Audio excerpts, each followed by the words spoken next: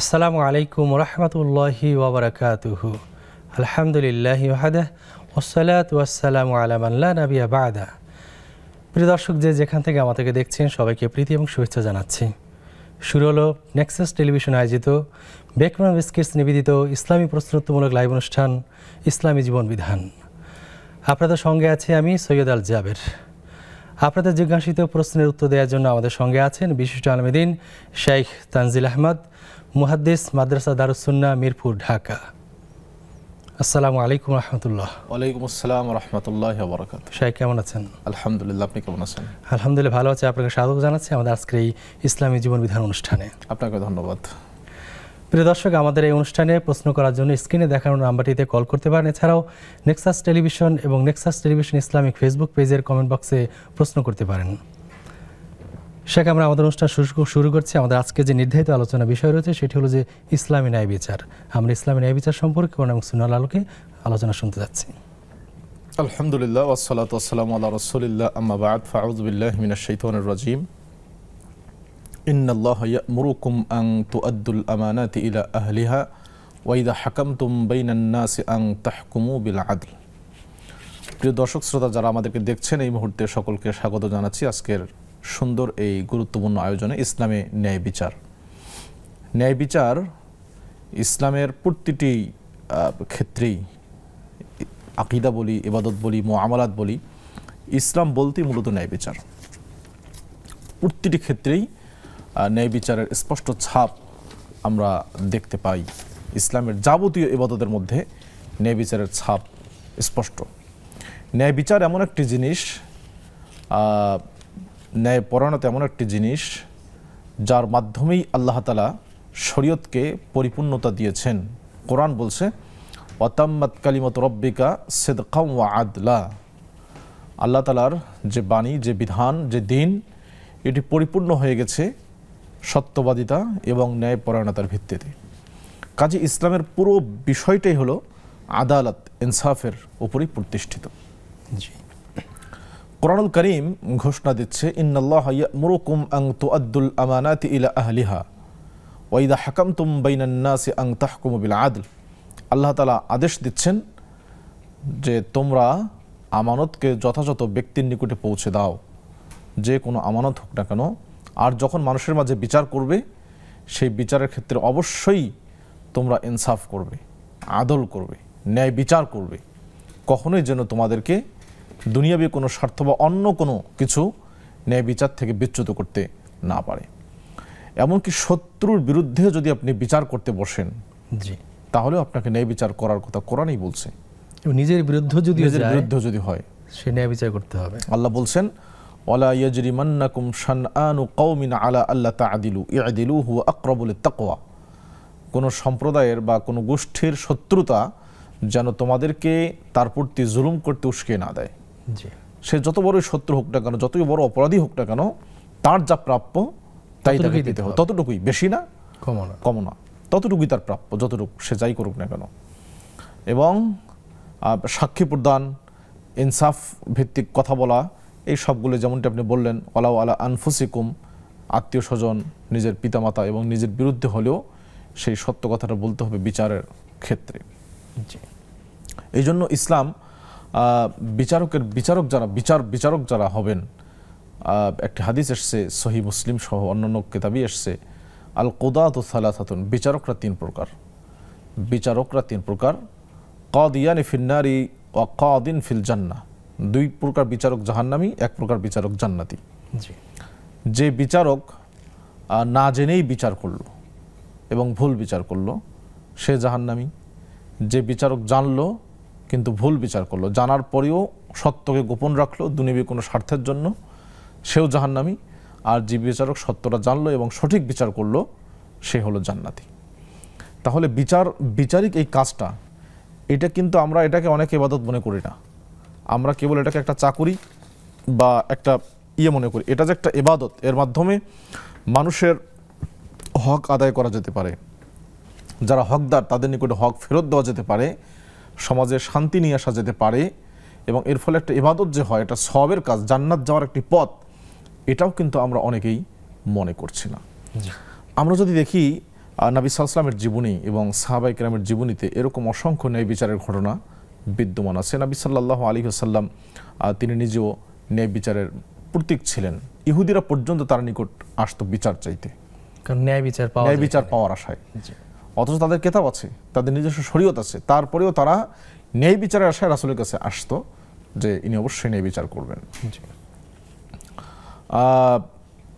অনেক ক্ষেত্রে দেখা গেছে যে মুসলিম এবং ইহুদি দুইজনের মধ্যে দ্বন্দ্ব, একটি জমি নিয়ে, সেক্ষেত্রে নবী সাল্লাল্লাহু আলাইহি ওয়াসাল্লাম ইহুদির পক্ষে রায় দিয়েছেন, কারণ তিনি দেখছেন যে দলিল তার পক্ষে আছে, তিনি রায় দিয়েছেন। মুসলিমের পক্ষপাতিত্ব করেন নাই তিনি।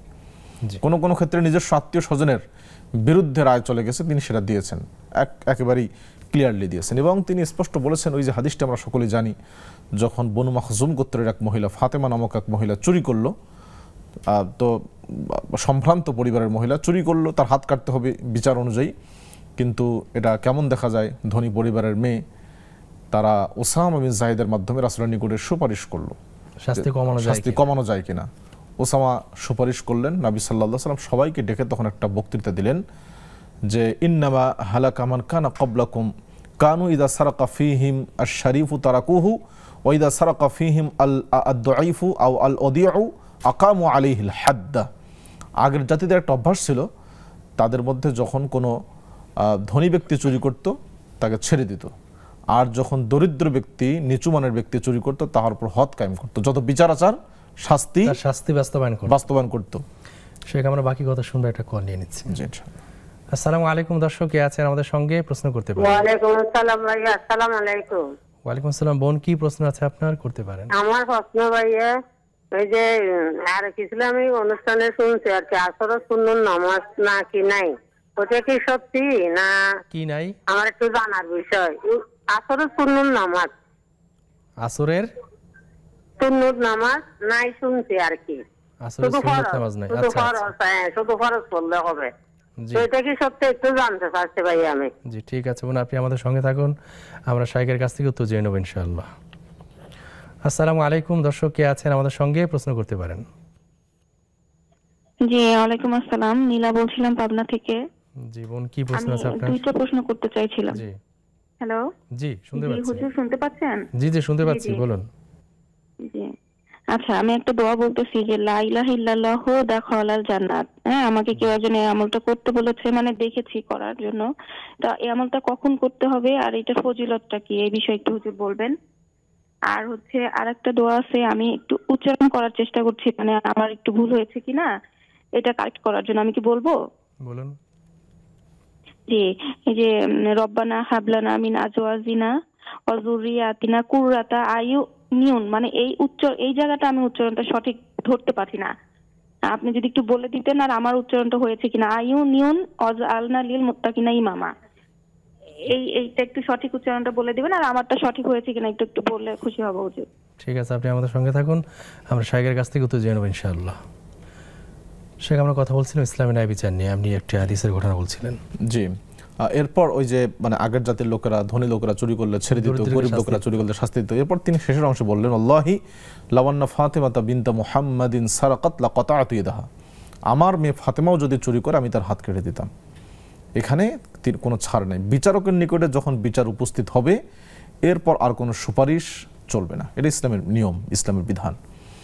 তো ইসলামের এই যে নজরুল ইসলাম একটা কবিতাও সুন্দর করে বলেছেন যে ধর্মের পথে শহীদ যাহারা আমরা সেই সে জাতি, সাম্যমৈত্রী এনেছি আমরা বিশ্বে করেছি জ্ঞাতি। আপনি আরো সুন্দর করে হয়তো বলতে পারবেন। তো এই যে ইসলামের সাম্য, সমতা, সবাইকে সমান চোখে দেখার যে রীতি, এটা ইসলাম দিয়েছে। এখানে কোনো ধনী গরিবের পার্থক্য নেই বিচারের ক্ষেত্রে। তো আমাদের ইসলামের যারা মুসলিম বিচারক যারা আছেন আমাদের দেশ সহ, তাদের উচিত এই বিষয়গুলোকে করা। কাজী শুরাই একজন বিখ্যাত বিচারক ছিলেন। কাজী শুরাই, ওমর রাদিয়াল্লাহু তাআলা আনহুর সময় একটি বিচার আসলো কাজী শুরাইহের নিকটে। বিচারটা হলো যে ওমর রাদিয়াল্লাহু আনহু একটি ঘোড়া কিনছিলেন একজন ব্যক্তির থেকে, কিছুক্ষণ পর ঘোড়াটা তিনি ফেরত দিতে চাচ্ছেন। সমস্যাটা হলো যে ঘোড়া কেনার সময় কোনো সমস্যা ছিল না, ঘোড়া কেনার পরে ঘোড়া হয়তো অসুস্থ হয়ে গেছে বা কোনোটা সমস্যা বের হয়েছে। তো ওমর বলছেন যে বিক্রেতাকে বলছে তুমি আমার টাকা ফেরত দাও, তোমার ঘোড়া তুমি নিয়ে নাও।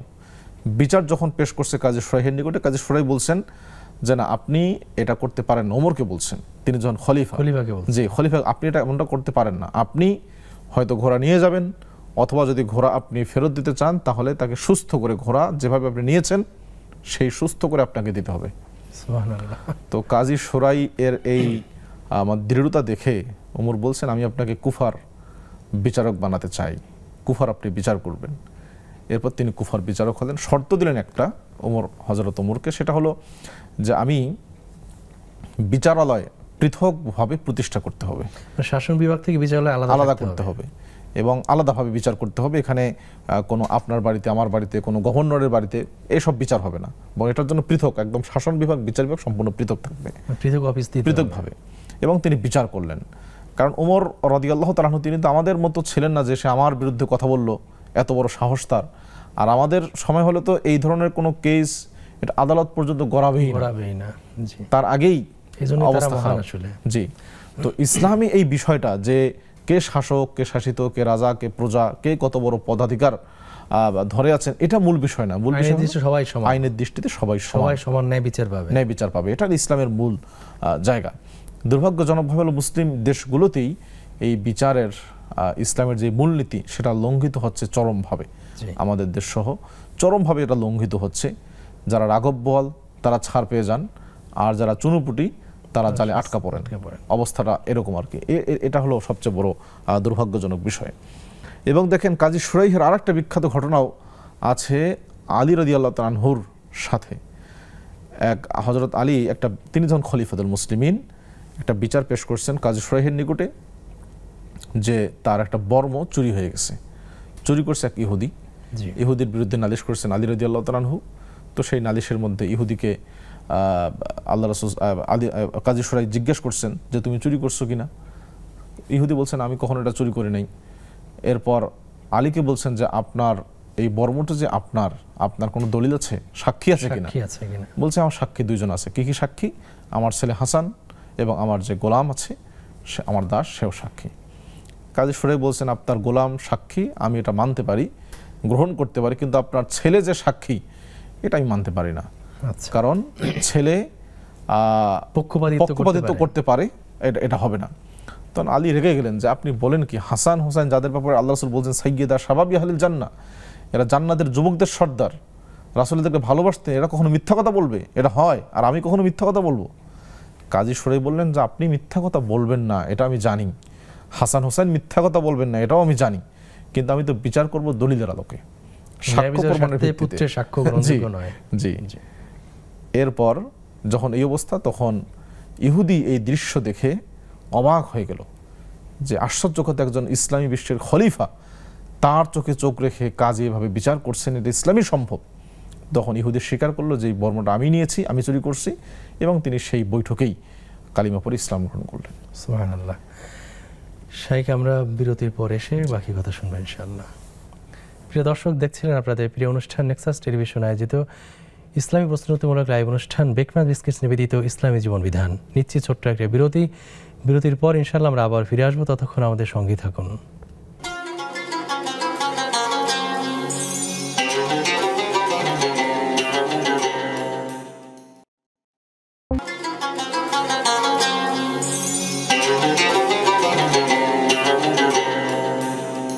আসসালামু আলাইকুম প্রিয় দর্শক, বিরতির পর আমরা আবার ফিরে এসেছি আপনাদের প্রিয় অনুষ্ঠান বেকম্যান বিস্কিটস নিবেদিত ইসলামী জীবন বিধানে। শাইখ, বিরতির পর আমরা ফিরে এসেছি। আমাদের এক বোন জানতে চেয়েছেন যে উনি শুনেছেন কোনো একটা ইসলামিক অনুষ্ঠানে যে আসরের সুন্নত নামাজ নেই, মানে আসরের ফরজ ব্যতীত সুন্নত নামাজ নেই, এই তথ্যটি সঠিক কিনা? আচ্ছা, আসরের সুন্নত বলতে সুন্নত সুনান রাওয়াতিব যেগুলো, অর্থাৎ যেগুলো বেশি গুরুত্বপূর্ণ, সুন্নাহ মুআক্কাদা যেগুলো, সেরকম সুন্নত নাই। কিন্তু আসরের পূর্বে, আসরের ফরজ সালাতের পূর্বে 4 রাকাত সুন্নত আছে। যে 4 রাকাত সুন্নতের ব্যাপারে নবী সাল্লাল্লাহু আলাইহি ওয়াসাল্লাম বলেছেন মান সাল্লা আরবাআন ক্বাবলা আল আসরি হারামাল্লাহু আলাইহিন নার, যে ব্যক্তি আসরের পূর্বে 4 রাকাত সুন্নত নামাজ পড়বে নিয়মিত, আল্লাহ তাকে জাহান্নাম তার জন্য হারাম করে দিবেন। আসরের পূর্বে 4 রাকাত সুন্নতের মর্যাদা এত ফজিলত, গুরুত্বপূর্ণ সহিহ হাদিস। কিন্তু 12 রাকাত যে সুন্নত মুআক্কাদা, যেটাকে আমরা বলি ফজরের আগে 2 রাকাত, যোহরের আগে 4 রাকাত, পরে 2 রাকাত, মাগরিবের পরে 2 রাকাত এবং ইশার পরে 2 রাকাত, এর মধ্যে হয়তো নেই, কিন্তু এমনিতেই সাধারণ সুন্নাত, গুরুত্বপূর্ণ সুন্নাত এটি আছে, অবশ্যই সুন্নাত আছে, কোনো সমস্যা নেই। 4 রাকাত সুন্নাহ সাব্যস্ত হয়েছে আর কি। জি অবশ্যই। জি, 12 রাকাতের যে ফজিলতটা আছে তার অন্তর্ভুক্ত এটা না, অন্তর্ভুক্ত না, 12 রাকাতের না, এর বাইরে আর কি। এটা যে বাইরে। চাইলে কেউ পড়তে পারেন, আপনার অসুবিধা নেই। হ্যাঁ। একবার দুটো প্রশ্ন করেছেন, তিনি জেনেছেন যে লা ইলাহা ইল্লাল্লাহ মান দাখালা জান্নাহ দাখালাল জান্নাহ, এই উনি এটা দোয়া বলেছেন যে দোয়াটি কখন পড়তে হয়, ফজিলত কি? আমার প্রশ্নটা আসলে দোয়া কিনা না একটি তথ্য? আচ্ছা আচ্ছা, এটা একটি হাদিস। মান ক্বালা লা ইলাহা ইল্লাল্লাহ দাখালাল জান্নাহ, যে ব্যক্তি বলবে লা ইলাহা ইল্লাল্লাহ সে জান্নাতে প্রবেশ করবে। আরেকটি রিওয়ায়াতে আসছে মান ক্বালা লা ইলাহা ইল্লাল্লাহ খালিসাম মিন কলবিহি দাখালাল জান্নাহ, হৃদয় থেকে, মন থেকে যে বলবে লা ইলাহা ইল্লাল্লাহ সে জান্নাতে প্রবেশ করবে।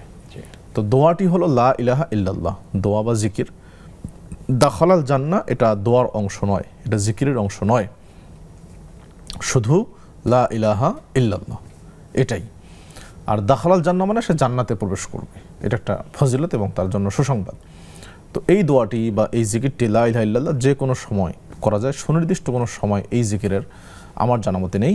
যে কোনো সময় উঠতে বসতে চলতে ফিরতে আপনি যখন ইচ্ছা এটি করতে পারবেন।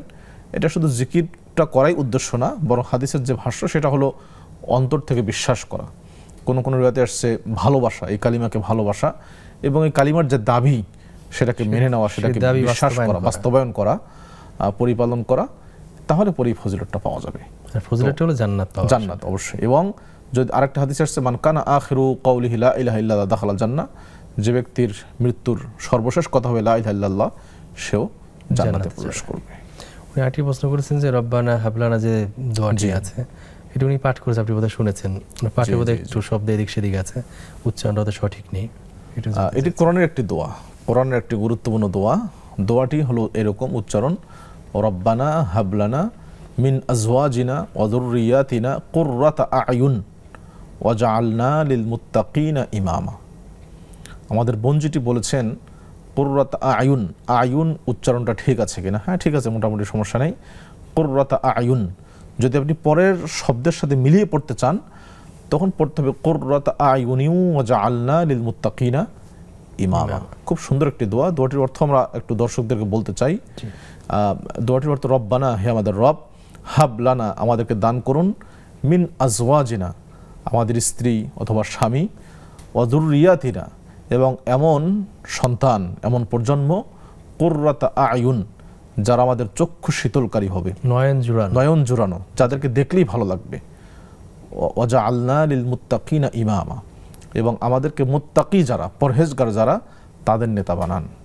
খারাপ লোকদের নেতা না, যারা পরহেজগার মানুষ তাদের নেতা, তার মানে আরো বেশি পরহেজগার আমাকে আপনি বানান। এটি চমৎকার একটি দোয়া, খুব সুন্দর দোয়া। তারপর আমরা বলবো যে আপনি সঠিক উচ্চারণের জন্য স্থানীয় যদি কেউ কেরাত যিনি ভালো পারেন তাকে শিখে নিলে সবচেয়ে এটা সবচেয়ে বেটার। জি জি। সৈয়দা মিমরাম এক বোন লিখেছেন যে বাবা মারা যাওয়ার পর সম্পত্তি ভাই বোন এবং তাদের ফুফুদের মধ্যে ভাগ করে দেয়া কি ওই বাবার সন্তানদের দায়িত্ব? বাবার ফুফুরা সম্পত্তি পায়নি, তাতে ভাগ যদি না করে তাহলে এর দায়ভার কার উপর পড়বে? জি, খুব সুন্দর প্রশ্ন। আমাদের দেশীয় প্রেক্ষাপটে মনে করুন যে আপনার বাবা যে সম্পত্তি আপনার দাদার কাছ থেকে পেয়েছেন, সেই সম্পত্তিতে আপনার ফুফুরও অংশ ছিল, কিন্তু আপনার বাবা সেটা দেননি। আপনার বাবা মারা গেছেন, সেই সম্পত্তি উত্তরাধিকার সূত্রে আপনি পেয়েছেন, আপনি এখন ফুফুদেরকে দিবেন কিনা? প্রথম কথা হলো এখানে দায়টা কার? দায়টা অবশ্যই আপনার বাবার, আপনার যারা চাচা আছে তাদের দায়িত্ব ছিল, উচিত ছিল ফুফুদেরকে শরীয়র যে বন্টন নীতি সেই অনুযায়ী তাদেরকে সম্পত্তি দিয়ে দেওয়া। তো তারা যেহেতু করেন, এটা অবশ্যই তারা পাপ করছেন। তাদের রেখে যাওয়া সম্পত্তি আপনি তাদেরকে দিবেন কিনা? অবশ্যই আপনি দিবেন। আপনি উত্তরাধিকার সূত্রে যে সম্পত্তি পেয়েছেন, আপনি অবশ্যই জানেন যে সেই সম্পত্তিতে আপনার ফুফুদেরও একটা অধিকার আছে, অংশ আছে, যে অংশটা দীর্ঘদিন যাবত আপনার বাবা ইতিমধ্যে ভোগ করছেন। কাজে আপনাদেরকে বঞ্চিত করে কাজে আপনার অবশ্যই উচিত হবে তাৎক্ষণিক আপনি সম্পত্তি পাওয়ার সাথে সাথেই তাদের নির্ধারিত যে অংশ সেটা অবশ্যই তাদেরকে দিয়ে দেওয়া। জি। মাহফুজা মুস্তফা নামে এক বোন একটি প্রশ্ন করেছেন যে মুসলিম নাগরিক হিসেবে দেশের কোনো রাজনৈতিক দলকে যদি ভালো না লাগে সেক্ষেত্রে ভোট না দেয়া কি উচিত হবে? ইসলাম কি বলে নেতা নির্বাচনের ক্ষেত্রে? খুব গুরুত্বপূর্ণ এবং উত্তরটা নেব, একটা কল নিয়ে নিচ্ছি। আচ্ছা, লাইনটি কেটে গেছে। জি জি। আসলে আপনি বোন যেটি প্রশ্ন করেছেন যে কোনো রাজনৈতিক দলকে আপনার হয়তো পছন্দ হচ্ছে না, সে যে কারণেই হোক না কেন আপনি ভোট থেকে বিরত থাকতে চাচ্ছেন। ভোটের যে আমাদের প্রচলন আছে সেটা হলো ভোট আপনি দিতেও পারেন নাও দিতে পারেন, সেটা তো আছেই, ভোটের নিয়মে আছে, আপনাকে কেউ বাধ্য করবে না নিঃসন্দেহে। আর যদি আপনি ভোট দিতে চান তাহলে কোরআনের একটা মূলনীতি আল্লাহ তাআলা বলে দিয়েছেন, ওয়া তাআওয়ানু আলাল বিররি ওয়াত তাকওয়া ওয়ালা তাআওয়ানু আলাল ইসমি ওয়াল উদওয়ান, কল্যাণকর কাজে তোমরা সহযোগিতা করো পরস্পরকে, অকল্যাণ পাপ সীমালঙ্ঘনের কাজে পরস্পরকে সহযোগিতা করিও না। সেক্ষেত্রে দেখা যায় যে একটি দল বাংলাদেশের হয়তোবা পরিপূর্ণ ইসলাম তারা মানছে না বা বাস্তবায়ন করছে না, 19-20 থাকতে পারে। আপনাকে দেখতে হবে যে তুলনামূলক কারা ভালো। যদি মনে করেন যে ইসলামী দল বাদই দিলাম, যারা ইসলামের সাথে কোনো সম্পর্ক নাই যাদের, এরকম যদি 2টা দল ভোটে দাঁড়ায়, আপনি তখন একটাকে আপনাকে চুজ করতে হবে, কাকে আপনি চুজ করবেন, কাকে ভোট দিবেন, তুলনামূলক যে ভালো, যার দ্বারা ক্ষতি কম হবে। এখানে মাসলাহা এবং মাফসাদার একটি গুরুত্বপূর্ণ মূলনীতি আছে। ইমাম ইবনে তাইমিয়া রাহিমাহুল্লাহ সে মূলনীতি বলে দিয়েছেন, মাসলাহাত এবং মাফসাদা, ক্ষতি এবং কল্যাণ। যদি আপনি কল্যাণকর কাজ করতে গিয়ে বড় ক্ষতি চলে আসে তাহলে আপনার এই কল্যাণকর কাজ করার দরকার নেই। আর যদি আপনি অকল্যাণকর কাজ ঠেকাতে গিয়ে কল্যাণকর কাজ যদি কমও হয়, তারপরে আপনি অকল্যাণকে ঠেকালেন, বাধা দিলেন, এটা আপনার জন্য উচিত। এই জন্য প্রচলিত যে রাজনৈতিক দলগুলো আছে, আপনি যদি ভোট দিতেছেন অবশ্যই যারা ইসলামের পক্ষে আছেন, যারা কল্যাণের পথে আছেন, যাদের মধ্যে সৎ নেতৃত্ব আছে, আপনাকে তাকেই বাছাই করতে হবে। স্বাভাবিকভাবেই আপনি এখানে আসলে কম্পেয়ার করবেন যে কাদের মধ্যে তুলনামূলক কম বেশি আছে। আমরা একথা বলছি না যে এই দলটা আসলে 100% ইসলাম কায়েম হয়ে যাবে, এবং সেটা কোনো দলও সেটা বলছে না। আমরা তাদেরকে ইসলাম কায়েমের জন্যই ভোট দিচ্ছি, ব্যাপারটা শুধু তাই নয়, অনেক ব্যাপার এখানে জড়িত আছে। যারা দেশের স্বাধীনতা, সার্বভৌমত্ব, কল্যাণ ইত্যাদি কাজে নিয়োজিত থাকবেন, তুলনামূলকভাবে যারা বেশি করবেন, অন্যের ক্ষতি করবেন না, তাদেরকে আমাদের পছন্দ করতে হবে। অপেক্ষাকৃত যারা সৎ হিসেবে পরিচিত, এবং যারা ইসলামের পক্ষ শক্তি হিসেবে নিজেদেরকে পরিচয় দিচ্ছেন এবং সাধারণভাবে আমাদের কাছে পরিচিত, তাদের পক্ষে ভোটটা দেওয়া উচিত যদি তিনি ভোট দিতে চান। অবশ্যই। উনি প্রশ্নের দ্বিতীয় অংশ ছিল এরকম যে ইসলাম নেতা নির্বাচন সম্পর্কে কি বলে। হ্যাঁ, এই কথা নিয়ে উত্তর নেব। আমরা কল নিয়ে নিচ্ছি। আসসালামু আলাইকুম। দর্শক কে আছেন আমাদের সঙ্গে, প্রশ্ন করতে পারেন। হ্যালো, আসসালামু আলাইকুম। ওয়ালাইকুম আসসালাম বোন, কি প্রশ্ন আছে করতে পারেন। হুজুর, আসলে আমার প্রশ্ন, আমার একটি মেয়ে হয়েছে, জি, আমি তার নাম ঈসা ইবনে মারিয়াম রাখতে চাই। আসলে এই নামের অর্থ কি? ঈসা ইবনে মারিয়াম? জি জি। মেয়ের নাম? জি। ঈসা তো এক নবীর, পুরুষ নবীর নাম। জি, এটা কি মেয়ের নাম রাখা যাবে এবং অর্থ কি? আর কোনো প্রশ্ন আছে? আরেকটি প্রশ্ন হলো আমার, জি, মানে আমি একজন কোরআন শিখলে প্রতিজ্ঞা করাইছিল আমার বাবা যে একজনের সাথে কথা বলা যাবে না। কথা বলা যাবে না? জি, সে নিজে থেকে আমার সাথে কথা বলে, এবং কি আমি কথা বলেছিলাম, এটা কি আমার গুনাহ হবে না পাপ হবে? যার সাথে কথা বলতে নিষেধ করে সে কি আত্মীয় বা কিছু হয়? হ্যাঁ, আত্মীয়। তো মাহরাম না নন মাহরাম বলা যাবে? আচ্ছা, ঠিক আছে বোন, আপনি আমাদের সঙ্গে থাকুন, আমরা শাহের কাছ থেকে উত্তর জেনে নিচ্ছি।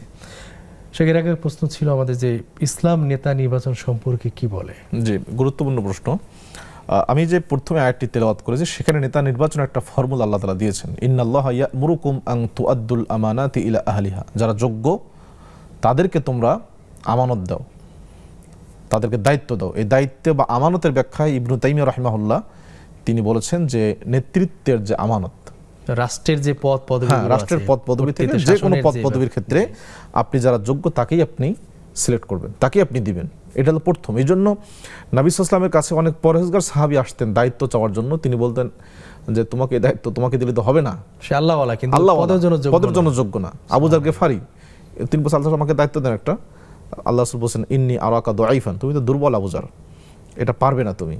আবার খালিদ বিন ওয়ালিদ রাদিয়াল্লাহু তাআলা তিনি অনেকবার রাসূলের কাছে রিকোয়েস্ট, আল্লাহ রাসূল আমাকে দায়িত্ব দিয়েন না, যুদ্ধের ময়দান আমাকে সাধারণ সৈনিক হিসেবে রাখেন, কিন্তু রাসূল বলছেন যে না, তুমি এটার জন্য যোগ্য। সুবহানাল্লাহ। এই যে এটা হলো ইসলামের নেতৃত্বের মূল দর্শনটাই এটা। যে আপনি যে যোগ্য, সৎ, দক্ষ তাকে আপনি দিবেন, যোগ্য ব্যক্তিকে যোগ্য পদে পদায়ন করা। আর দ্বিতীয় হলো যে চাইবে না, নেতৃত্ব যে চাইবে না তাকে আপনি দিবেন।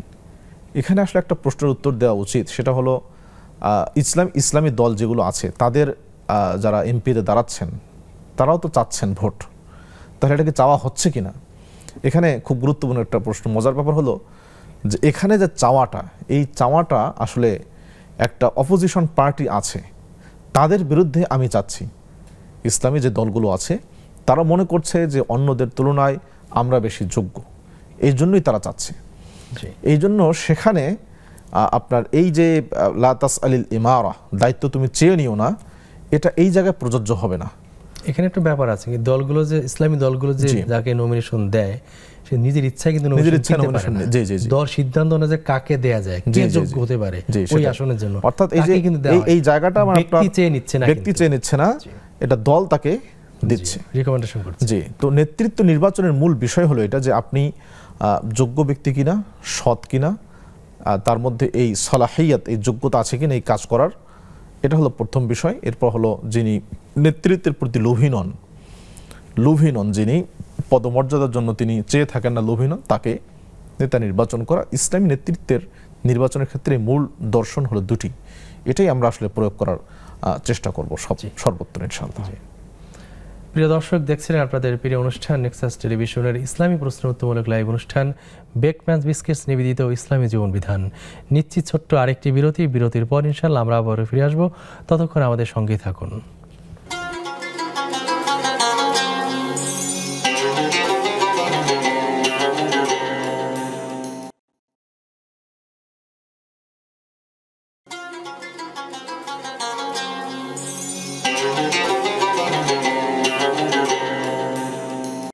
আসসালামু আলাইকুম প্রিয় দর্শক, বিরতির পর আমরা আবার ফিরে এসেছি আপনাদের প্রিয় অনুষ্ঠান নেক্সাস টেলিভিশনের ইসলামী প্রশ্নোত্তরমূলক লাইভ অনুষ্ঠান বেকম্যানস বিস্কিটস নিবেদিত ইসলামী জীবন বিধানে। এক বিরতির পর আমরা ফিরে এসেছি। আমাদের এক বোন জানতে চেয়েছেন যে তার মেয়ে হয়েছে, মেয়ের নাম রাখতে চাচ্ছেন ঈসা ইবনে মারিয়াম। ঈসা নামটি কি মেয়েরা রাখতে পারে কিনা এবং এই নামের অর্থ কি? আচ্ছা, ঈসা তিনি একজন নবী আলাইহিস সালাম, তার মায়ের নাম ছিল মারিয়াম। ঈসা শব্দের অর্থ হলো বরকত, আল্লাহর সাহায্যপ্রাপ্ত, অনুগ্রহ ইত্যাদি আর কি।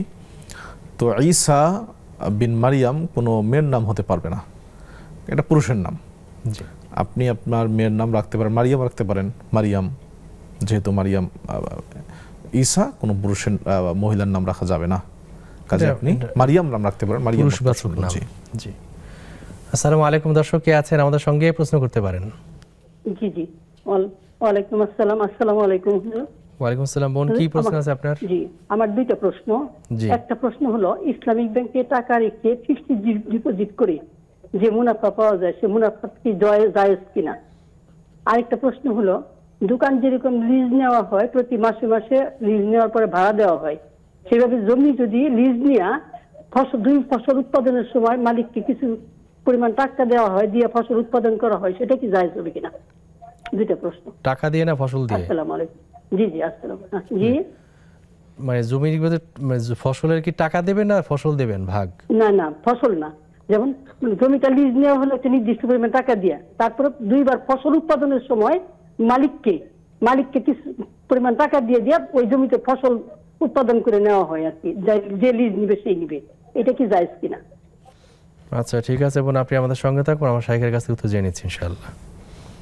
আমাদের এবার আগে একটা বোন প্রশ্ন করেছেন যে কোরআনকে মানে স্পর্শ করে প্রতিজ্ঞা করেছিলেন যে তার বাবা বোধহয় করিয়েছেন যে অমুকের সাথে কথা বলা যাবে না, কিন্তু তিনি কথা বলেছেন, এখন কি করণীয়? যে দুইটা অংশ, একটা হলো যে কোরআন স্পর্শ করে শপথ করার বিধান কি। শপথের বিধান একটু বলে নেই, যেহেতু আমাদের অনেক মুসলিম এর সাথে সম্পৃক্ত এবং ভুল করে থাকেন। শপথ হয় একমাত্র আল্লাহর নামে, মান হালাফা বিগাইরিল্লাহ ফাকাদ আশরাক, আল্লাহ ছাড়া অন্যের নামে শপথ করলে সেটা শিরক হয়। কাজে এটা আমাদের খুব গুরুত্বপূর্ণ মনে রাখতে হবে। কোরআন ছুঁয়ে শপথ করার বিধানটা কি, আসলে যদি কেউ কোরআনকে কালামুল্লাহ মনে করে, যেটা আল্লাহর কালামের শপথ, এই নিয়াতে শপথ করে, তাহলে ওলামাগণ জায়েজ বলেছেন। কারণ আল্লাহর কালাম হলো আল্লাহর সিফাত, আল্লাহর সাথেই সম্পৃক্ত, সেই দৃষ্টিকোণ থেকে। আর দ্বিতীয় যে অংশ, যে একজনের সাথে কথা বলতে নিষেধ করেছেন তারপরেও কথা হচ্ছে, এটার বিধান কি? যদি যার সাথে আপনাকে নিষেধ করা হয়েছে তিনি যদি তার সাথে কথা বলা যদি আপনার বৈধ হয়, মাহরাম কোনো আত্মীয় স্বজন যার সাথে কথা বলে আপনি বলতে পারবেন বৈধ, এমন যদি কেউ হয় তাহলে আপনার এই শপথ অবশ্যই ভঙ্গ করা উচিত। এই শপথ অবশ্যই ভঙ্গ করা উচিত। নবী সাল্লাল্লাহু আলাইহি ওয়াসাল্লাম বলেছেন, লা ইয়াহিল্লু লিমরিইন লা ইয়াহিল্লু লিমুসলিমিন আইয়াহজুর আখাহু ফাওকা সালাতি লায়ালিন। কোনো মুসলিমের উচিত নয় 3 দিনের বেশি অপর কোনো মুসলিম ভাই বা কোনো মুসলিম বোন অপর কোনো মুসলিম বোনের সাথে 3 দিনের বেশি কথা বন্ধ রাখা। কাজে আপনি শপথ অবশ্যই ভঙ্গ করবেন, এক্ষেত্রে আপনার গুনাহ হবে না। আর যদি নন মাহরাম হয়, যার সাথে কথা বলা আপনার জন্য জায়েজ নেই, ফিতনার আশঙ্কা আছে, আর যদি তার সাথে কথা বলার জন্য পিতা না বলার জন্য পিতা শপথ করান, তাহলে অবশ্যই আপনাকে সেটা রক্ষা করতে হবে, খুব স্ট্রিক্টলি রক্ষা করতে হবে। আর যদি কথা বলা জায়েজ হয় তাহলে আপনি কোনো সমস্যা নেই, কথা বলতে পারবেন। আর যেহেতু কথা উনি বলেই ফেলেছেন, তাহলে কি কাফারা দিতে হবে? কথা যদি বলেই হয় যে নন মাহরাম কথা বলা নিষিদ্ধ, আজে বাজে কথা অশ্লীল কথা বলবে বা ফিতনা দিকে চলে যেরকম কথা হয়, সেই ব্যক্তির সাথে যদি বলা হয় তাহলে কি যে তিনি কথা বলে ফেলেন, লঙ্ঘনটা করলেন, তা কাফারা দিতে হবে কিনা? হ্যাঁ, কাফারা যদি নন মাহরাম হয়, যার সাথে কথা বলা বৈধ নয়, এমন ব্যক্তির সাথে যদি কথা বলে তাহলে তিনি তো শপথ রক্ষা করলেন না। রক্ষা করা উচিত ছিল, রক্ষা করা উচিত ছিল। অবশ্যই তাকে সেখানে কাফারা দিতে হবে এবং সেটা পরিত্যাগও করতে হবে অবশ্যই। জি, আমাদের বোন জানতে চেয়েছে, এক বোন যে ইসলামী ব্যাংকে যে এফডিআর রাখা হয় সেই যে মুনাফাটা আসে সেটি গ্রহণ করা জায়েজ কিনা? আচ্ছা, এই প্রশ্নের উত্তর তো উলামায়ে কেরাম অনেকভাবে দিয়েছেন বিভিন্নভাবে। আপনি ইসলামী ব্যাংকের যে মুনাফা, সেটা এফডিআর হোক আর মুদারাবা হোক, যে ইয়েতে আছে আর ডিপিএস হোক যেটাই হোক আর কি, সেখানে মুনাফাগুলো গ্রহণ করা যাবে কিনা। দেখেন, ইসলামী ব্যাংক চেষ্টা করে, আমাদের ধারণা মতে চেষ্টা করে শরিয়া পরিপালনের জন্য, অনেক ক্ষেত্রে পারে না সীমাবদ্ধতার কারণে। এটা আসলে বিভিন্ন ব্যাংকের যে ব্রাঞ্চগুলো, সেই ব্রাঞ্চগুলোর উপরে ভিত্তি করে। দেখা গেল যে কেন্দ্র থেকে সেন্ট্রালি একটা অর্ডার দেওয়া হলো, কিন্তু সেই অর্ডারটা প্রত্যেকটা ব্রাঞ্চ পুরোপুরিভাবে বাস্তবায়ন হয়তো করে না, এরকম অনেক অডিটে ধরা পড়ছে।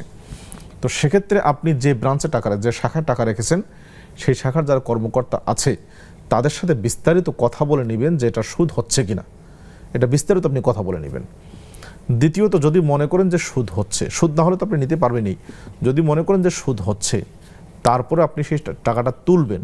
সেই টাকাটা তুলে এটা জনকল্যাণমূলক কাজ যেগুলো আছে বা যেগুলো নিচুমানের কাজ আছে, কাউকে টিউবওয়েল করে দেওয়া, রাস্তাঘাট সংস্কারে করে দেওয়া, বা কারো বাড়িঘর ভেঙে যাচ্ছে সেখানে সবের উদ্দেশ্য ছাড়াই, গরিব কাউকে সবের উদ্দেশ্য ছাড়াই আপনি সেটা ব্যবহার করতে পারবেন। নিজে ব্যবহার করবেন না, নিজে কখনোই ব্যবহার করবেন না। আর ব্যাংক যদি বলে যে এটা আমরা মুনাফা মানে সুদ নয় বা মুনাফার ভিত্তিতেই দিচ্ছি, তাহলে আপনি তো নিতে পারবেন। আর যদি ভিতরে কোনো সমস্যা থাকে সেটা ব্যাংকের দায়িত্ব, আপনার তো কোনো দায় থাকবে না, কারণ আপনাকে তারা প্রফিটটাই দিচ্ছে, নট ইন্টারেস্ট দিচ্ছেন না, সেই হিসাবে তিনি পুরোটাই গ্রহণ করতে পারেন। অবশ্যই। আপনি এটা জানতে চাইছেন যে যেমন মানুষ দোকান লিজ নেয়, ভাড়া নেয়, লিজ নিয়ে দোকান ভাড়া দেয়, সেখান থেকে টাকা পায়, ইনকাম করে, এরকম জমি এরকম লিজ নিয়ে ফসল উৎপাদন করা যায় কিনা? হ্যাঁ, যাবে। জমি কেরাউল আরদ, জমি লিজ নেওয়া, এটা শরীয়তে বৈধ। দোকান লিজ নেওয়া বা যে কোনো জায়গা লিজ নিয়ে আপনি কয়েক বছরের জন্য লিজ নেন চুক্তিভিত্তিক, সেটা জায়েজ আছে। তো যে প্রশ্নটা উনি করছেন যে প্রতি বছর বা ফসল ওঠার পরে মালিক পক্ষকে, জমির মালিককে কিছু টাকা দেয়া, এটার বিধানটা কি? এটার প্রশ্নটা ক্লিয়ার করলে ভালো হতো। এটা আমার মনে করুন এটা বোধহয় যে বন্ধক রাখে, সেরকম কোনো ব্যাপার আছে কিনা? আচ্ছা, যদি এরকমটা হয় যে আমি একটা জমি লিজ নিলাম 20 বছরের জন্য, প্রতি বছর আমি তাকে 10,000 করে টাকা দেব, তাহলে আপনি তো কোনো সমস্যা নেই, 10,000 করে টাকা তাকে দিবেন, চুক্তিটা। জি। আর যদি এমন হয় যে আপনি লিজ নিয়েছেন 10 লক্ষ টাকা দিয়ে, 10 লক্ষ টাকাও তাকে দিয়েছেন, এরপরে অতিরিক্ত উনি দাবি করছেন প্রতি ফসল ওঠার পরে আমাকে কিছু দিতে হবে, এটা তো চুক্তির বাইরে, তখন এটা সুদ হবে, এটা গ্রহণযোগ্য হবে না। আর যদি বন্ধকের যে সিস্টেমটা বললেন যে বন্ধক, তাহলে তো বন্ধক তো জায়েজ নাই, এটা সুদের মধ্যে পড়বে সম্পূর্ণভাবে। ওলামায়ে কেরাম এটাকে সুদের অন্তর্ভুক্ত করছেন, এটা জায়েজ হবে না। বাকি যদি চুক্তি থাকে, চুক্তি থাকলে যে প্রতি ফসল ওঠার পরে আমাকে এত করে টাকা দিতে হবে, তাহলে সেটা জায়েজ হতে পারে, চুক্তি থাকলে সমস্যা নেই কোনো। জি। আসসালামু আলাইকুম, দর্শক কে আছেন আমাদের সঙ্গে, প্রশ্ন করতে পারেন। ওয়ালাইকুম আসসালাম। জীবন, কি প্রশ্ন আছে আপনার? ওয়ালাইকুম আসসালাম। আমি দুটি প্রশ্ন। প্রথম প্রশ্ন হচ্ছে, মাগরিবের সময় যে কি যে বলে, ওই যে আওয়াবিলের নামাজ আর চাষের নামাজ কি এক? দুইটা আলাদা না আর দুইটা আলাদা? আর কি প্রশ্ন আছে বোন? আর একটা প্রশ্ন হুজুর, জুম্মার দিন কাফ সূরা কি প্রথম পৃষ্ঠা পড়লে হবে না পুরাটা পড়তে হবে? আমি শুনেছি প্রথম এক পৃষ্ঠা পড়লে হবে। সূরা কাহাফ। জি ঠিক আছে বোন, আপনি আমাদের সঙ্গে থাকুন, আমরা শাইখের কাছে উত্তর জেনে নেব ইনশাআল্লাহ। আসসালামু আলাইকুম, দর্শক কে আছেন আমাদের সঙ্গে প্রশ্ন করতে পারেন। ওয়ালাইকুম আসসালাম ওয়া রাহমাতুল্লাহি ওয়া বারাকাতুহু। জীবন কি প্রশ্ন আছে আপনার? সূরা আসরের যে একটা নিয়ম বলছিলেন, সূরা সেটা আসর, জি সেদিন আমি এটা দেখতে পাইনি। হ্যাঁ, এটা একটু বুঝিয়ে বলবেন। আর সূরা আসরের কি আসলে আমরা বুঝিনি। সূরা আসরের ফজিলতটা কি সেটা জানতে চেয়েছিলাম। জি ঠিক আছে, ঠিক আছে, আপনি আমাদের সঙ্গে থাকুন, আমরা শাইখের কাছে উত্তর জেনে নিচ্ছি ইনশাআল্লাহ। শাইখ আমাদের একদম দুটো প্রশ্ন করেছেন যে মাগরিব সালাতের সময় পরে যে আওয়াবিন নামাজ আমাদের দেশে পড়ে আওয়াবিন নামাজ, তো আসলে সেটা ঠিক কিনা যে মাগরিব সালাতের পরে যে 2 রাকাত করে যে 6 রাকাত আওয়াবিন নামাজ পড়া হয় সেটি আওয়াবিন নামাজ কিনা, এবং আওয়াবিন এবং চাশতের নামাজ একই নামাজ কিনা? আওয়াবিন অর্থাৎ তাওয়াবিন যারা তওবাকারী তাদের সালাত আর কি। জি তিরমিজিতে একটা হাদিস এসেছে, নবী সাল্লাল্লাহু আলাইহি ওয়াসাল্লাম বলছেন যে ব্যক্তি মাগরিবের সালাতের পরে এশার সালাতের আগে 6 রাকাত সালাত পড়বে তার জন্য এই ফজিলত। কিন্তু হাদিসটি ব্যাপারে ওলামায়ে কেরামের একদলের বক্তব্য দাঈফুন জিদ্দান, মারাত্মক লেভেলের দুর্বল, মানে কোনোভাবেই গ্রহণযোগ্য নয়। আর শেখ আলবানী এটাকে তো মাউজু বলেছেন, জাল বলেছেন। কাজেই আওয়াবিনের যে সালাত এটা মাগরিবের পরে কোনোভাবেই নয়, আমাদের দেশে যেটা প্রচলিত সেটা কোনোভাবেই গ্রহণযোগ্য নয়। বরং আওয়াবিনের সালাত হলো দোহার যে সালাত, সালাতুদ দোহা। সালাতুদ দোহা হলো আপনার 8টা 10টা 8 বা আপনি বলতে পারেন 8টা থেকে 11টা যে আমাদের সময়, এই সময়ের মধ্যে যে সালাতটা এটাই হলো সালাতুল আওয়াবিন। এটা 6 রাকাত না, এটা 12 রাকাত পর্যন্ত পড়া যেতে পারে, 2 রাকাত থেকে শুরু করে। আল্লাহ সাল্লাল্লাহু আলাইহি ওয়াসাল্লাম মাঝে মাঝে এটার অন্য নাম চাশত। জি এটাকে চাশত বলা হয়, ফারসিতে চাশত বলে আর ফারসিতে চাশত বলা হয়। তার মানে আওয়াবিন নামাজ মাগরিবের পরে যে সালাত আমরা পড়ি 6 রাকাত প্রচলিত, এটা আসলে আওয়াবিন ঠিক নয়। আওয়াবিন নামাজ হলো মূলত সকালবেলা সূর্যোদয়ের পরে যে একটু সময় যাওয়ার পর যেটা আমরা পড়ি সেটা মূলত আওয়াবিনের সালাত। আর উনি একটা প্রশ্ন করছেন যে জুমার দিন যে সূরা কাহাফ পড়া হয় ওটা কি পুরোটাই পড়তে হবে নাকি এক পৃষ্ঠা পড়লে হবে? সহিহ মুসলিমে হাদিস এসেছে, নবী সাল্লাল্লাহু আলাইহি ওয়াসাল্লাম বলেছেন মান ক্বারা 10 আয়াতিন মিন সূরাতিল কাহফি ফাকাদ উসিমা মিনাদ দাজ্জাল। যে ব্যক্তি জুমার দিন সূরা কাহফের প্রথম 10টি আয়াত পাঠ করবে, তেলাওয়াত করবে, দাজ্জালের ফিতনা থেকে তাকে রক্ষা করা হবে। কাজে সূরা কাহফ পুরোটা না, আপনি প্রথম 10টি আয়াত পড়ার চেষ্টা করবেন। পুরোটা পড়লে অবশ্যই ভালো, কিন্তু প্রথম 10টি আয়াত পড়লেই যথেষ্ট হবে। এক পৃষ্ঠা তো কথা না, মানে 10টি পৃষ্ঠার একটু বেশি, 10টি গুণগুণে পড়তে হবে। জি 10টি আয়াত। আর বোন জানতে চেয়েছেন যে সূরা আসরের ফজিলত নিয়ে একটা অনুষ্ঠানে কোন একটা পর্বে সূরা আসরের শিক্ষাটা নিয়ে কথা ছিল আর কি, উনি সেটা দেখতে পারেননি। আপনার কাছে জানতে চাচ্ছেন সূরা আসরের ফজিলত কি? সূরা আসরের কোনো ফজিলত আসলে নেই, সূরা আসরের তেলাওয়াতের কোনো ফজিলত নেই। বাকি সূরাটার বিষয়বস্তুর গুরুত্ব আছে। উলামায়ে কেরাম যেমন ইমাম শাফিঈ রাহিমাহুল্লাহ তিনি বলেছেন লাউমা আনজালাল্লাহু ইল্লা হাযিহি সূরাতা লাকাফাতহুম, আল্লাহ যদি শুধু সূরা আসর নাজিল করতেন, কোরআনের আর কোনো কিছু নাজিল করতেন না, তারপরেও একটা সূরা মানব জাতির জন্য যথেষ্ট হতো, হেদায়েতের জন্য। এটা তো গুরুত্বপূর্ণ সূরা, তো এটার বিষয়বস্তুর গুরুত্ব আছে, কিন্তু এই সূরা তেলাওয়াতের কোনো স্পেশাল ফজিলত আমার জানা মতে নাই, আল্লাহু আলাম। প্রিয় দর্শক, দেখছেন আপনাদের প্রিয় অনুষ্ঠান নেক্সাস টেলিভিশনের ইসলামী প্রশ্নোত্তরমূলক লাইভ অনুষ্ঠান বেকম্যান বিস্কিটস নিবেদিত ইসলামী জীবন বিধান।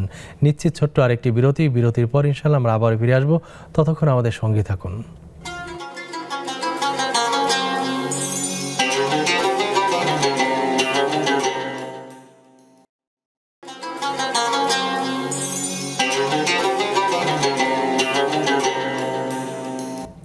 আসসালামু আলাইকুম প্রিয় দর্শক, বিরতির পর আমরা আবার ফিরে এসেছি আপনাদের প্রিয় অনুষ্ঠান বেকম্যান বিস্কিটস নিবেদিত ইসলামী জীবন বিধানে। শেখ, বিরতির পর আমরা ফিরে এসেছি। আমাদের সাথে একজন ভাই একটা প্রশ্ন করেছেন যে মসজিদে শিশুদের ঠেলে পিছনে কাতারে পাঠানো কি ঠিক? আচ্ছা, সুন্দর প্রশ্ন।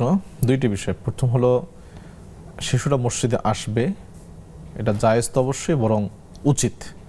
অবশ্যই আমাদের উচিত শিশুদেরকে মসজিদমুখী আমরা করা। হাদিস দ্বারা দেখি যে যে মসজিদে সাহাবায়ে কেরামের শিশুরা থাকতেন, নিয়ে আসতেন। নবী সাল্লাল্লাহু আলাইহি ওয়াসাল্লাম সালাতরত, তিনি যখন ইমাম, রাসূল যখন ইমাম, ফরজ সালাতের ইমাম, তখন উমামা রাদিয়াল্লাহু তাআলা আনহা, ছোট্ট রাসূলের নাতনি, তিনি ঘাড়ের উপর উঠছেন, রাসূল তাকে নিচ্ছেন, নামাচ্ছেন ফরজ সালাতে, ফরজ সালাত যখন ইমামতি করছেন, নফল সালাতেও না। কাজে বাচ্চারা আসবেই এবং তাদেরকে নিয়ে আসতেই হবে। ওই তুরস্কের একটা বিখ্যাত কথা আমরা সবাই জানি যে আপনি যদি মসজিদের পেছন বা নামাজের পেছন থেকে, পেছনের কাতার থেকে বাচ্চাদের কোলাহল শুনতে না পান, তাহলে পরবর্তী প্রজন্মের জন্য আশঙ্কা করুন যারা মসজিদ মুখের হচ্ছে না, মসজিদ শূন্য হয়ে যাবে, মসজিদ শূন্য হয়ে যাবে। কাজে তার আসবেই। দ্বিতীয় কথা হলো যে তাদেরকে পেছনের দিকে ঠেলে দেওয়া। এটা আসলে দেখা যাবে যে যদি বাচ্চারা আমরা সবাইকে যদি পেছনের দিকে ঠেলে দেই, ওরা তো আরো বেশি গন্ডগোল করবে। বাচ্চাদের নিরাপত্তার ব্যাপার আছে, সে কোথায় একা কান্নাকাটি করবে, কোথায় দিয়ে চলে যেতে পারে। বরং তাদেরকে পাশে রাখলে পরে সে আপনার দেখা দেখি সেও কিছুটা শিখবে, শান্ত থাকবে, চেষ্টা করবে কিভাবে সিজদা দিচ্ছে। কাজে এটা অনুচিত, অবশ্যই অনুচিত যে ছোটদেরকে বা বাচ্চাদেরকে পেছনে ঠেলে দেওয়া। তবে গ্রহণযোগ্য বড় কোনো ব্যক্তি যদি চান, মানে তার যে বয়সে কম বা যোগ্যতায় কম এমন কোনো ব্যক্তিকে সামনের কাতার থেকে পেছনের কাতারে নিয়ে আসতে পারেন। এটা দলিল সম্ভবত আব্দুর রহমান বিন আউফ, তিনি অনেক সিনিয়র সাহাবী রাদিয়াল্লাহু তাআলা আনহু, তিনি সামনের কাতারে দাঁড়ানো এক যুবককে টান দিলেন। যুবক তো রেগে মেগে আগুন যে আমাকে টান দিচ্ছে কেন। তো ঘুরে দেখলেন যে আব্দুর রহমান বিন আউফ, তখন আর কিছু বললেন না, শান্ত হয়ে গেলেন। এবার তিনি আব্দুর রহমান বিন আউফ তিনি সামনে চলে গেলেন। এটাতে অধিকার আছে, কিন্তু সেটা বাচ্চারা তো এটা বুঝবে না। বাচ্চাদের উচিত আপনি তাদেরকে সাথে নিয়েই বরং দাঁড়াবেন, সে কিছুটা শিখতে পারবে। ঠেলে পেছন না দেয়, এটা বিরূপ প্রভাব পড়বে অবশ্যই। মসজিদে আসে এখানে অপমানিত হওয়া, সম্মানিত হতে হয়, এবং যাতে না ঘটে। ফরজ গোসল করার নিয়ম কি? ফরজ গোসলের নিয়ম নবী সাল্লাল্লাহু আলাইহি সাল্লাম হাদিসে যেটি বলেছেন এবং তিনি নিজেও যেটি করেছেন সেটি হলো প্রথমত বাম হাত দিয়ে লজ্জাস্থানকে ধৌত করা, এরপরে আপনার হাতকে সাবান দিয়ে বা মাটি দিয়ে ধৌত করা, ময়লা পরিষ্কারের পরে উজু করা। আপনি স্বাভাবিক যে উজু আমরা করি সেই উজু করা, আর পারতপক্ষে পা দুটো না ধোয়া শুধু, আর বাকি সাধারণত সেই উজু করা। উজু করার পরে এরপর আপনি হাতের মধ্যে 3 অঞ্জলি পানি নিয়ে মাথার যে চুল আছে সেই চুলগুলো ভেজানো, একদম চুলের গোড়ায় যেন পানি পৌঁছে, 3 অঞ্জলি পানি নিয়ে এরপর পুরো শরীর ধৌত করা। পুরো শরীর কোনো অংশ যেন শুকনো না থাকে, পুরো শরীর ধৌত করা। ধৌত করার পরে পাগুলো ধৌত করা। তো পা ধৌতের ব্যাপারে মূল ব্যাপারটা হলো যে নবী সাল্লাল্লাহু আলাইহি ওয়াসাল্লাম যে গোসলখানা ছিল সেটা তো আমাদের মতো টাইলস উন্নত ছিল না, তো সেখানে পানি উপরে দিলে পরে নিচের কাদা পায়ে লাগতো। এই জন্য রাসূল সাল্লাল্লাহু আলাইহি ওয়াসাল্লাম গোসলের পর আবার পাগুলো ধুইতেন। তো যদি কোনো টাইলস থাকে এরকম আমাদের যে বর্তমান উন্নত বাথরুমগুলো, সেখানে পরবর্তীতে পা না ধুলেও চলবে, সমস্যা নেই, যেহেতু আপনি গোসলের সময় পাগুলো ধোয়া হয়ে গেছে। তারপর সুন্নাহর অনুসরণের জন্য আপনি গোসলের পরে আলাদা করে পা ধুইতে পারেন, এটা ভালো। এটাই হলো গোসলের সুন্নাহসম্মত পদ্ধতি। আর মহিলাদের ক্ষেত্রে একই নিয়ম, শুধু পার্থক্য হলো মহিলারা যদি বেনি বা খোপা যদি নাও খুলতে চায় তাও পারবে, বাট ভিজতে হবে, অবশ্যই ভিজতে হবে, কিন্তু সেটা খোপা না খুললেও চলবে, সমস্যা নেই। আল্লাহু আ'লাম। ফরজ গোসলের কোনো দোয়া আছে কিনা? না, ফরজ গোসলের কোনো দোয়া নেই, বিসমিল্লাহ বলেই সে গোসল শুরু করবে এরকম আর কি, কিন্তু আলাদা করে কোনো দোয়া নেই। গোসলের শেষে কোনো দোয়া আছে? গোসলের শেষে কোনো দোয়া নেই, গোসলের শেষেও নেই, শুরুতেও নেই। উজুর শেষে যে দোয়া সেটা পড়তে পারে, আর আপনি গোসলের সময় যে উজুটা করলেন এই উজুই কিন্তু যথেষ্ট, ওটা দোয়ার কাজ হয়ে যায়, ওটা দরকার হয়, উজু যথেষ্ট। আপনাকে পৃথকভাবে আলাদা করার উজু না করলেও চলবে। জি। মানুষকে খুশি করতে গিয়ে আল্লাহর বিধান অস্বীকার করলে কি শিরক হবে? মানুষকে খুশি করতে গিয়ে আল্লাহর বিধানকে অস্বীকার করলে?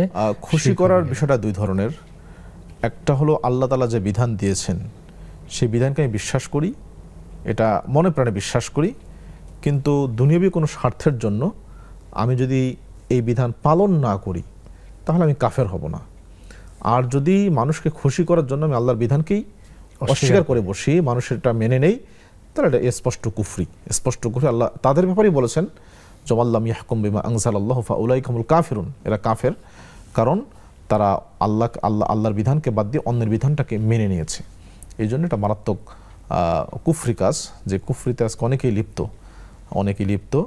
এবং ইমাম ইবনুল কাইয়্যিম রাহিমাহুল্লাহ তিনি যে তাগুতের সংজ্ঞা দিয়েছেন, যে তাগুতকে অস্বীকার করতে বলা হয়েছে, তাগুতের সংজ্ঞা তিনি চমৎকার দিয়েছেন। সেটা কি? কুল্লু মা উবিদা মিন দুনিল্লাহি মিম মা'বুদিন আও মাতবুইন আও মুতাইন, আল্লাহ ছাড়া যার ইবাদত করা হয় সে ইবাদতের যোগ্য ব্যক্তি হোক, উপাস্য হোক, অথবা কারো অনুসরণ করা হোক, অনুসরণ করাও তাগুতের অন্তর্ভুক্ত। আল্লাহর বিধানকে বাদ দিয়ে আপনি যদি অন্য কারো অনুসরণ করেন সেটাও কিন্তু তাগুত। তাগুত মানে শুধু সেজদা দেওয়ার নাম নয়, সেজদা দেওয়া, ইবাদত করা, আনুগত্য করা, অনুসরণ করা, সব কিছুর মধ্যে তাগুত এবং কুফুর আসতে পারে যদি সেটা আল্লাহকে বাদ দিয়ে করা হয়। জি, কোনো ব্যক্তি যদি জুমার সালাতের শেষ বৈঠকটা পেল, তাশাহুদ পেল, জি, তিনি কি জুমার নামাজ আদায় করবেন নাকি জোহরের সালাত আদায় করবেন? শেষ বৈঠক যদি তিনি পান, তিনি তো আসলে কোনো রাকাত পেলেন না। রাকাত যদি না পান তাহলে তিনি অবশ্যই জোহরের সালাত আদায় করবেন, জুমার সালাত নয়। আর যদি এক রাকাত পান, অর্থাৎ শেষ রুকুটা যদি পান, এক রাকাত পেলেন, তাহলে তিনি জুমার সালাত আদায় করবেন 2 রাকাত। আর যদি শেষ বৈঠক পান, অর্থাৎ যদি এক রাকাত না পান, শেষ রাকাতটাও না পান, তাহলে তিনি জোহরের সালাত 4 রাকাত আদায় করবেন। আচ্ছা, ইসলামে মাজারে কোনো গুরুত্ব আছে কিনা? আসলে মাজার শব্দটা ইসলাম বিরোধী শব্দ। ইসলামের শব্দটা হলো কবর, আমরা সংক্ষেপে বলবো মাকবারা বা কবরস্থান। মাজার যেখানে জিয়ারত করা হয়, জিয়ারতের স্থান, এই শব্দটা আসলে কোরআন হাদিসে কোথাও নেই। এটা আবিষ্কৃত একটা শব্দ, যেখানে বেশি বেশি আমরা জিয়ারত করবো এই জন্য মাজার বলছে, কিন্তু মাজার না, বরং কবর। কবর মানে জিয়ারত আছে কিন্তু মাজার নাই। মাজার নাই, জি। মাজার বলতে আমরা যা বুঝি এটা নাই। জি, মাজার যে আমাদের যে ধারণা সেটা ইসলামের মধ্যে কোনো সম্পৃক্ততার সাথে নেই। মাজারের কোনো গুরুত্ব নেই। কবরের গুরুত্ব বলতে, কবরকে আমরা অবশ্যই সম্মান করি। সম্মান বলতে সেটাকে রক্ষণাবেক্ষণের যা দায়িত্ব সেটা ইসলাম অবশ্যই দিয়েছে আমাদেরকে। কিন্তু আমাদের দেশে যেটা করা হয় এগুলো অধিকাংশ শিরক, কিছু বেদাত, আর বাকিগুলো সবগুলোই শিরকের পর্যায়ে। মাজার কেন্দ্রিক যা আমাদের করা হচ্ছে এগুলো শিরক। এখান থেকে আমাদের বিরত থাকা উচিত মুসলিমদেরকে, নাহলে পরে শিরক করলে পরে আপনার সমস্ত অন্যান্য যে আমলগুলো সেগুলো ধ্বংস হয়ে যাবে, বরবাদ হয়ে যাবে। লাইন আশরাক তাহলে ইয়াহবাতানা আমালুক, আপনি যদি শিরক করেন আপনার অন্যান্য আমল যেগুলো সেগুলো ধ্বংস হয়ে যাবে। শিরক এমন এক গুনাহ। কাজেই মাজার শব্দটা আমাদের পরিত্যাগ করা উচিত। বলতে কবর, অমুক আলেমের কবর, গাউস, দরবেশ, যেটা আমরা বলি না কেন, কবর, মাজার বলা যাবে না। মাজার শব্দটাই আসলে ইসলাম বিরোধী শব্দ। আচ্ছা, কবরকে কি রওজা বলা যাবে? না, রওজা মানে তো বাগান, তাই না? তো সেই কবরটা কি বাগান হয়ে আছে না কি হয়েছে সেটা তো আমি জানি না। আমরা তো জানি না, এই জন্য কবরকে রওজা বলা যাবে না। অনেকে রাসূলের কবরকে রওজা বলে, এটাও ঠিক না, ভুল ধারণা। মূলত রওজা হলো রাসূলের বাড়ি থেকে নিয়ে মিম্বার পর্যন্ত, মা বাইনা বাইতি ওয়া মিম্বারি রাওযাতুম মিন রিয়াদিল জান্নাহ, এটা হলো রওজা। কিন্তু রাসূলের কবরকে অনেকে রওজা শরীফ বলে। এটা মূলত না জানার কারণে, এই অজ্ঞতার কারণে বলছে। শেখ, আপনাকে অনেক অনেক কৃতজ্ঞতা জানাই আমাদেরকে সময় দেওয়ার জন্য। জাযাকাল্লাহু খাইরান। ইয়াকুম, সুন্দর সময় দেওয়ার জন্য জাযাকাল্লাহু খাইর। প্রিয় দর্শক, দেখছেন আপনাদের প্রিয় অনুষ্ঠান নেক্সাস টেলিভিশনের ইসলামী প্রশ্নোত্তরমূলক লাইভ অনুষ্ঠান বেকম্যান বিস্কিটস নিবেদিত ইসলামী জীবন বিধান। আমরা আজকের পর্ব এখানে শেষ করছি। আগামী পর্ব দেখবার আমন্ত্রণ জানিয়ে আসসালামু আলাইকুম ওয়া রাহমাতুল্লাহি ওয়া বারাকাতুহু।